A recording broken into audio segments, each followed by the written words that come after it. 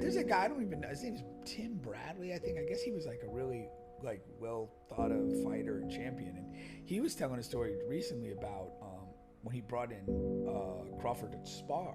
And like whenever you bring in these guys to spar and you're like the main guy, it's kind of like, hey, if this guy's doesn't do what we need him to do, like we're gonna send him on a plane right back. And Crawford comes and like nobody, just him, you know. In between rounds of the sparring, he had to go to Bradley's corner just to get water. Like he had nobody in his corner. And he goes like, this dude was getting after me. He was like, you know, start out, it's like you're at a certain level, and then boom, boom, Crawford does some stuff, and then he's kind of raising the level, and then he's like, you know, kind of like out of levels, and this guy's still here. Because again, he did so well, it was like, we're going to go tomorrow as well, or whatever.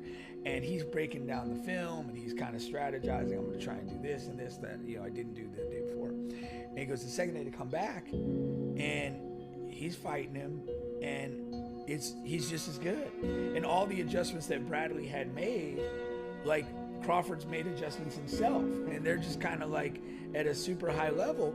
And he's like, he's still by himself, and he didn't have the film that I have. Like it's my film. I go watch it. It's like this guy's doing all this stuff like by himself in his head. He goes, this guy's a savant.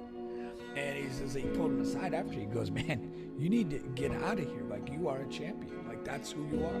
It's this was like years ago. Yeah. Oh. But again, you're not. Yeah, exactly. Yeah, you're not bringing about him to spar, like, who's already, like, world champion. Yeah. And then Max Kellerman, he was talking about, because Crawford retired today.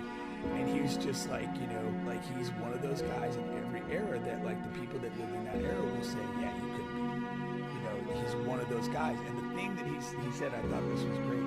He goes, I've watched, you know, almost every Crawford fight. Anybody who's watched his fights, it's like, have you ever been sitting there in the 11th round of the fight thinking, I don't think he's going to win? Yeah. Or this isn't going his way.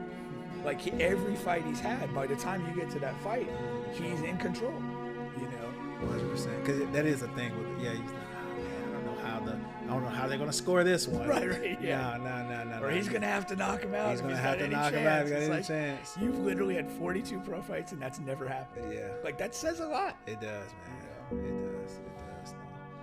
He'll be missed. I told our editor if you know, a couple of years pass, if a big bag crosses his door, most of those boxers, they entertain that, you know, in the later years. Most do. I don't think it could be a couple years. I think I would put an 18-month cap on it. Bud Crawford is a very bright guy.